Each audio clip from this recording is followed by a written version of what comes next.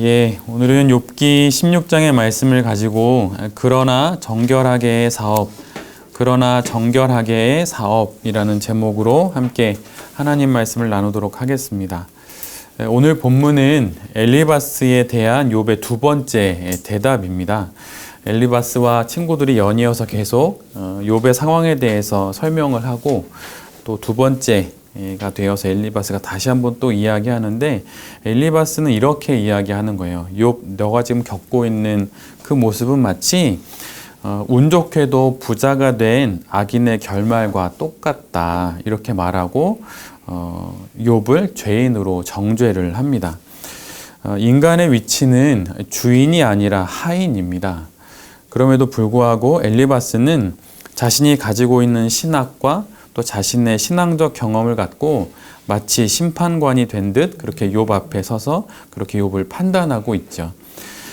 그런데 욥은 이런 엘리바스를 이렇게 한마디로 정리합니다. 재난을 주는 위로자. 욥을 악한 위선자라고 정죄하던 엘리바스가 고스란히 그 비난을 돌려받는 것입니다. 재난을 주는 위로자라고 말이죠. 재난은 위로가 아니고 또 위로자는 재난을 주지 않기에 이런 형용 모순과 같은 일을 행하는 엘리바스를 욥이 이렇게 부른 거죠. 위로하러 왔는데 위로가 아니라 재난을 줬고, 재난을 주기에 그는 위로자일 수 없는 것이기에 이렇게 이름을 붙인 것입니다.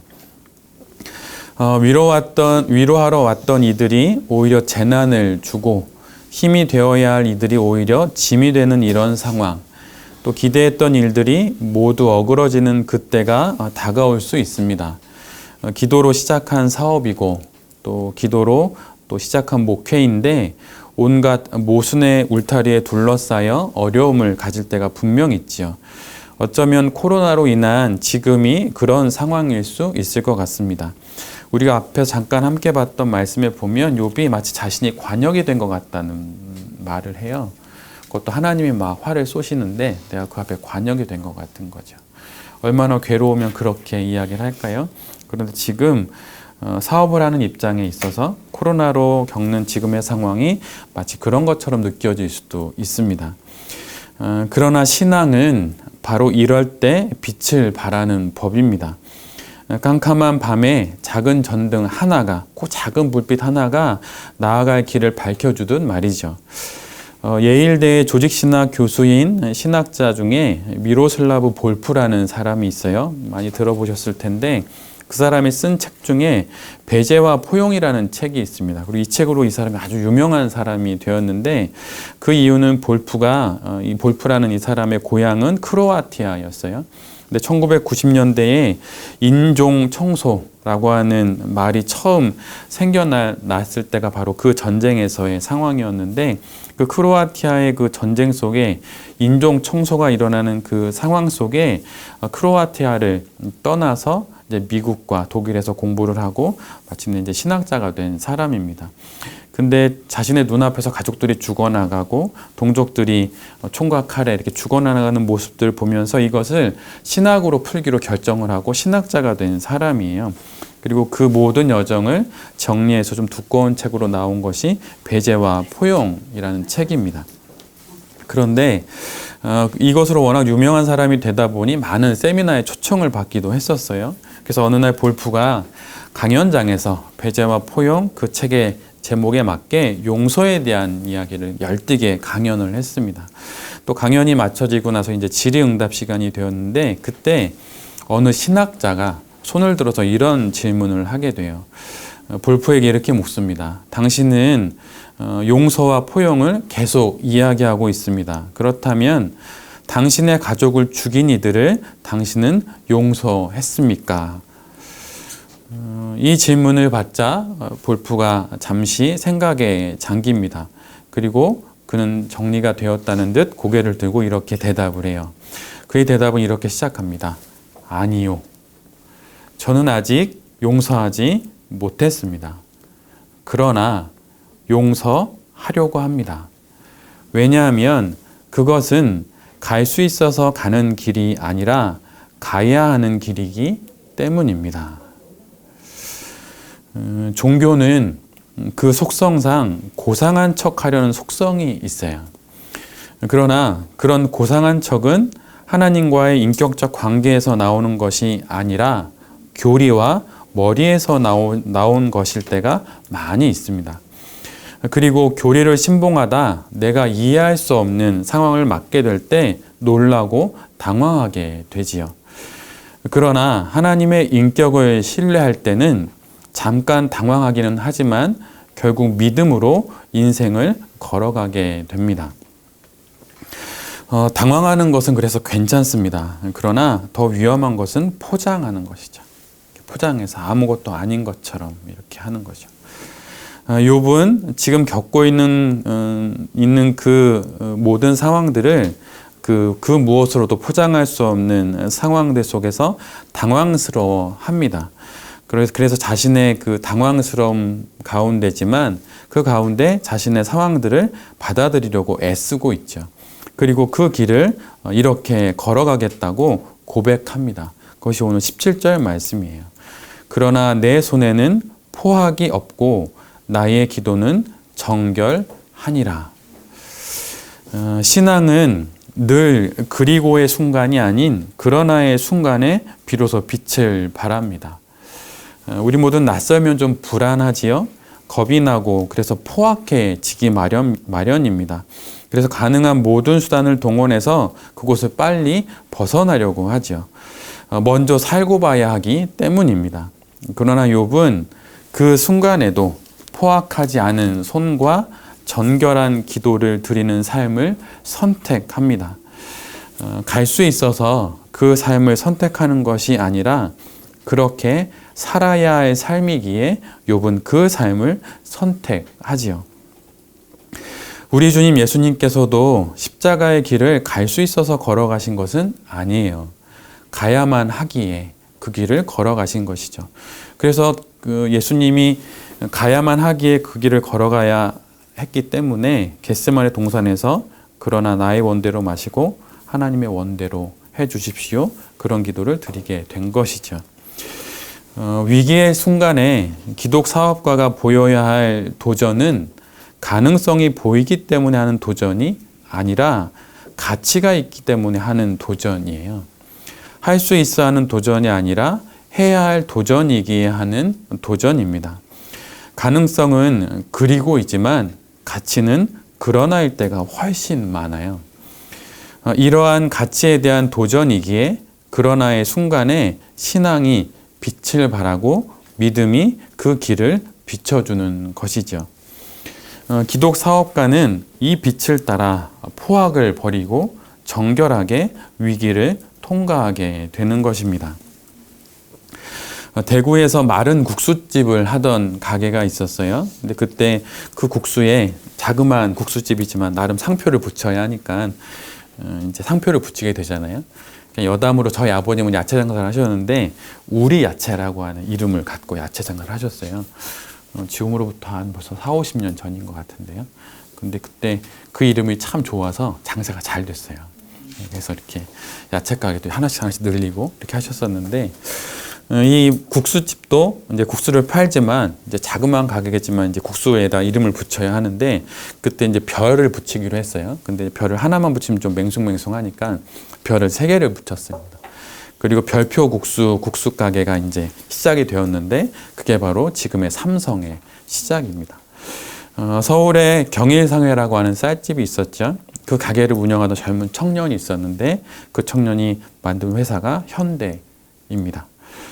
진주에서 포목상을 하던 구 씨와 사돈인 허 씨가 직접 가마솥에 원유를 붓고 또 불을 지펴서 국내 최초로 만든 화장품이 그 이름도 유명한 동동구리무, 럭키크림, 이것이 세월이 지나서 지금의 LG가 된 것이죠.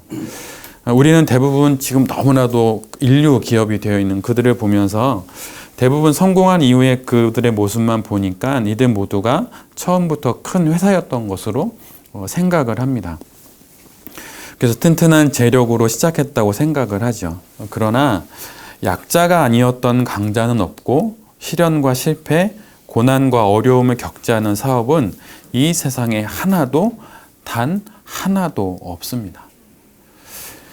크면 한 번 주저앉으면 일어나기가 어렵죠. 저희 장인 어르신이 목장을 하는데 저는 소들이 그냥 넘어지면 혼자 일어나는 줄 알았어요. 근데 넘어지면 못 일어난대요. 그래서 이렇게 그 주인이랑 사람들이 이렇게 일으켜 줘야 해요. 그래서 밤새 만약에 소가 이렇게 한쪽 방향으로 넘어졌을 때 못 일어나는 방향이 있는데 만약 그때 이제 그 소를 못 일으켜 주면 그 소가 죽는 거예요. 예. 덩치가 크니까 그게 더 어려운 것 같아요. 동물들도 대부분 큰 놈들은 잘 못 일어나잖아요. 그러나 작으면 넘어져도 빨리 일어날 수가 있는 것이죠. 그래서 작을 때 더 많이 도전하고 더 많이 사업을 다듬어야 합니다. 직원이 적을 때 그런 거죠.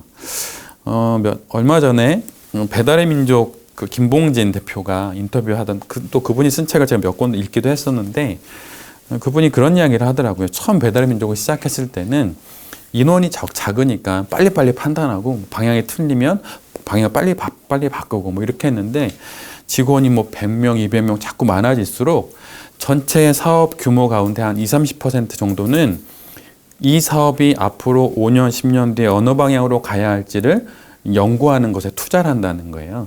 그것은 마치 큰 배를 움직일 때 수십 킬로 전부터 배의 키를 움직여서 방향을 결정해야 하듯이 사업의 규모가 커지면 그때 미리 그걸 준비하는 그 팀원들이 있어야 한다고 하는 것이죠.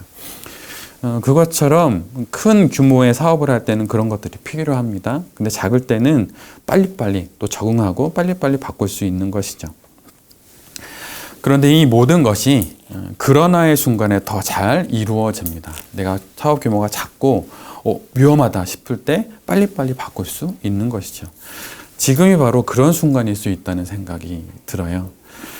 그래서 몸을 움직이기 전에 마음을 먼저 좀 민첩하게 움직일 필요가 있습니다. 정신적으로 마음에 병이 있는 분들은 대부분 마음을 움직이기 전에 먼저 몸을 많이 움직이라고 하잖아요. 그래야 몸이 움직이면 또 마음도 움직이게 되듯이. 그것처럼 몸과 마음은 떼어낼 수가 없는 것이죠. 그래서 몸을 움직이기 전에 마음을 기민하게 움직이는 것을 생각해 봐야 합니다. 일주일에 한 번 월요일 이 시간에 황금 같은 이 시간에 우리가 왜 이렇게 모여 있는 걸까요? 이거는 영혼의 기민함을 갖기 위한 거예요. 여러분 한번 생각해 보십시오. 월요일 날 아침에 막 3시간씩 4시간씩 회의하고 막 이러고 나면 뭔가 이렇게 사업이 될 것 같나요? 저는 그런 것 같지는 않아요. 오히려 나의 사업의 큰 방향들을 보고 이렇게 어디로 나의 화살을 던져야 할지 창을 던져야 할지 이렇게 한번 조준해 보는 거죠. 근데 지금이 바로 이 베레베 이 시간이 그렇게 0점 조정을 하는 시간인 거예요.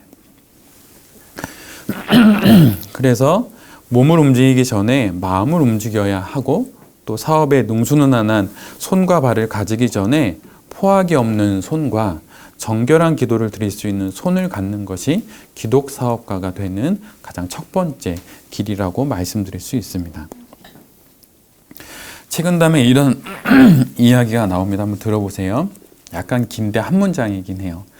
생각이 너그럽고 두터운 사람은 봄바람이 만물을 따뜻하게 기르는 것과 같으니 모든 것이 이를 만나면 살아나고 생각이 각박하고 냉혹한 사람은 삭북의 한설이 모든 것을 얼게함과 같아서 만물이 이를 만나면 곧 죽게 된다. 제가 몇 번 말씀드렸던 것처럼 생명은 늘 부드러워요. 딱딱한 것은 죽음에 가깝고 작은 풀잎도 작은 아가도 그리고 모든 생명도 늘 언제나 부드럽습니다. 위기의 순간 모든 것이 경직되고 모든 것이 각박한 이 순간에 부드러움을 잃지 않도록 여러분 애써야 합니다. 여러분 자본주의 사회는 돈이 근본이기에 돈으로 정말 할 수 있는 게 정말 많지요. 근데 여러분 돈이 유일하게 마침내 결국 고개를 숙이는 것이 하나 있는데 그것이 무엇이냐면 그것은 옳은 가치예요. 옳은 가치 앞에 돈은 결국 유일하게 고개를 숙이게 되어 있습니다. 그리고 사업가로서의 품위는 바로 이런 가치를 갖고 있을 때 생겨나요. 사업이 좀 흥망성쇠를 지날 수 있죠. 여러분 그러나 사업가로서의 품위는 잃지 마십시오. 그럼 그런 품위는 어디서 나올까요? 돈을 다스릴 수 있는 가치를 가지고 있는 사람이 사업가로서의 품위를 잃지 않아요. 여러분은 혹시 협상을 잘 하시나요? 전 잘 못해요. 예. 그래서 이렇게 하다 보면 말려들고 그냥 이렇게 돈을 주고 이렇게 되죠. 근데 제가 너무 그런 거 잘 못하는데 우연찮게 어떤 책을 읽다가 사업가인데 아주 큰 사업을 하시는 분인데 그분도 협상을 잘 못한대요. 근데 그분이 협상하는 법을, 자신이 협상하는 법을 얘기해 주세요. 어떻게 하냐면 만약에 차를 구매하게 되면 시장 조사를 미리 쫙 하는 거예요. 그 다음에 적정한 그 가격을 딱 알아요. 그 다음에 당신이 차를 사고 싶은 곳에 가서 그 사람한테 이야기를 한대요. 당신은 나에게 딱 한 번 가격을 제시할 수 있다. 그리고 그 가격이 맞으면 나는 그걸 사고, 만약 아니면 난 안 사겠다. 그래서 만약 그 사람이 가격을 제시했는데 자기가 생각했던 금액보다 그게 높으면 그냥 딱 나온대요. 그때 뒤돌아서서 자꾸 좀 깎아드릴게요. 이렇게 하면 안 받는다는 거예요. 근데 이 사업가가 이후로도 그런 식으로 자신 협상을 했는데 그게 자기에게 잘 맞았고 그렇게 사업을 잘 경영할 수 있었다. 이렇게 이야기해요. 기독 사업가들 대부분은 협상을 잘 못하는 사람들이 많이 있을 수 있을 것 같아요. 그러니까 뭐 다 그런 건 아니겠지만 목회자 중에 80%는 우울질이고 20%는 부흥사 기질이거든요. 막 불내려라 막 이런 분이 계시잖아요. 근데 저는 그 불내려라 이런 거 잘 못해요. 우울질에 해당이 돼요. 근데 성도들도 대부분 그러실 것 같아요. 예, 물론 불같은 분도 계시겠지만. 근데 만약 그렇다 그러면 어떤 상황이든 불안해하지 말고 품위를 잃지 말고 내가 높은 가치를 가지고 있음을 기억하고 당당하게 협상안을 제시하고 만약 아니면 고맙다. 하지만 내가 원하는 가격은 아니다라고 딱 도드러 나오는 거죠. 가격은 가격대로 이렇게 내고하다가 밀려나고 품위는 품위대로 잃고 그러면 돌아서서 그 사람도 밉지만 그렇게 한 내가 더 미워요. 그래서 무슨 일이 있어도 사업가로서의 품위를 잃지 마십시오.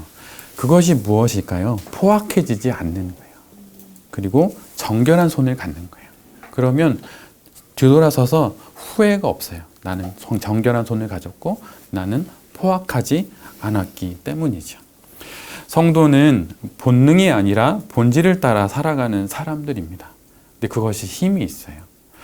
어려운 시기일수록 더욱 포악한 손과 정결한 기도의 포악함이 없는 손과 정결한 기도의 손을 가져야 합니다. 그럴 때 이 모든 순간을 지나 결국 더 명확히 하나님을 보게 될 것이기 때문이에요. 여기 계신 모든 벨의 가족들이 그러나 정결하게 사업을 하는, 그래서 그렇게 멋지게 사업을 해나가는, 그래서 가치와 용기로 기독 사업가의 품위를 유지하는 귀한 하나님의 사람이 되실 수 있기를 간절히 기도드립니다. 아멘.